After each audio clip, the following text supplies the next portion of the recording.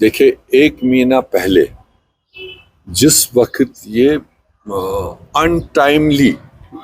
जिसका कोई भी असेसमेंट, कोई भी कैलकुलेशन ही नहीं था, कोई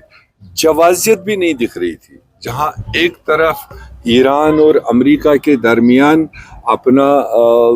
दो मुल्किया डायलॉग चल रहा था, बातचीत चल रहा था, वहाँ अचानक जो जंग की सूरत इख्तियार हुई, जिस तरह से अमेरिका ने ईरान पर सडनली जंग किया, उसके बहुत सारे वजूहात, बहुत सारे रीजंस मतलब आने वाले वक्तों में आपको मिलेंगे। मगर जो उस जंग के इमीडिएट बाद हमने, कांग्रेस पार्टी ने और हमारे नेता राहुल गांधी ने कहा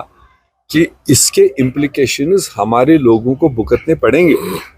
क्योंकि हमारा एनर्जी सबसे ज़्यादा ईरान से, हमारा गैस सबसे ज़्यादा ईरान से, जिस पर आजकल सारे डिपेंडेंट है।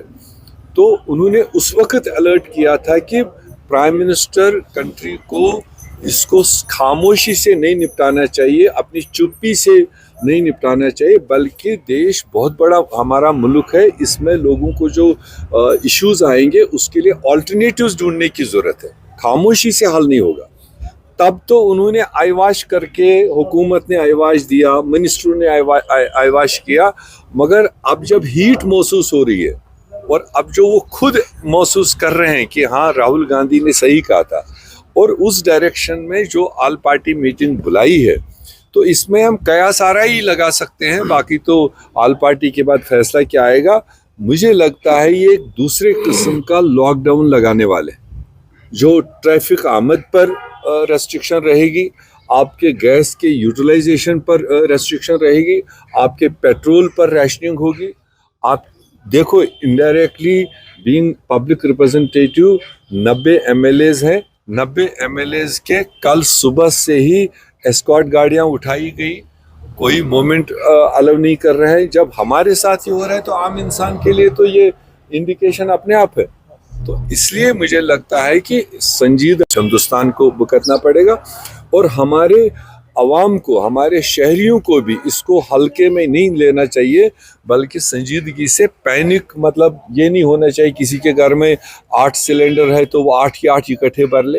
अरे भैया, हम तो ट्रेडिशनली लकड़ी जलाकर, गोबर जलाकर दाल चावल खाते थे, हमें पैरेलल में उन चीज़ों का भी इंतज़ाम रखना चाहिए। बाकी जितना सरकारी व्यवस्था हो सकती है उतना मिल ही जाएगा, मगर धक्का मुक्का नहीं करना है और ये मान के चलना है इसके असरात तो आने हैं। पाकिस्तान को जिस तरीके से आतंकी देश हमेशा बोला जा रहा है, मतलब हमेशा बोला है, लेकिन अभी जो है पाकिस्तान इंटरफेयर कर रहा है, मतलब एक नेगोशिएशन कर रहा है जिस तरीके से यूएस और ईरान के बीच में। आप इस चीज को देखिए, जो रोल इस सारी सिचुएशन में भारत का बनता था, भारत के प्रधानमंत्री का बनता था, बहसीत एक बड़ा मुल्क, बहसीत ईरान का एक ट्रेडिशनल फ्रेंड। अमेरिका हमारा दोस्त कभी नहीं रहा, इजराइल के साथ में हिंदुस्तान की कभी दोस्ती नहीं रही, मगर ईरान के साथ हमारी सदियों पुरानी दोस्ती है, हमारे कल्चरल इक्वेशन है, हमारे व्यापारी रिश्ते हैं, तो हमेशा एक दूसरे के सुख दुख में काम आए हैं। जिस तरह से भारत के प्रधानमंत्री ने चुप्पी साधी है, और उसका क्या वजह है ये भी मैं नहीं बोलना चाहता हूँ, भी शायद लोग खुद समझेंगे। और जैसे मैंने पहले इशारा किया, ये जंग होना ही अजूबा है, शायद इसलिए कि प्रधानमंत्री या प्रेसिडेंट ट्रंप किसी और मामले में कहीं ना कहीं फंसने वाले थे,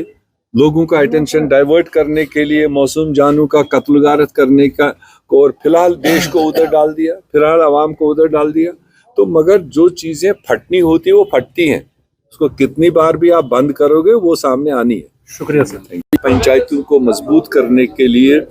ये अमेंडमेंट्स लाई थी, इनको ताकत दिए थे, 14-15 महकमों का डायरेक्ट इंटरवेंशन इनके साथ था, और उससे क्या है, अवाम को भी फैसिलिटी थी।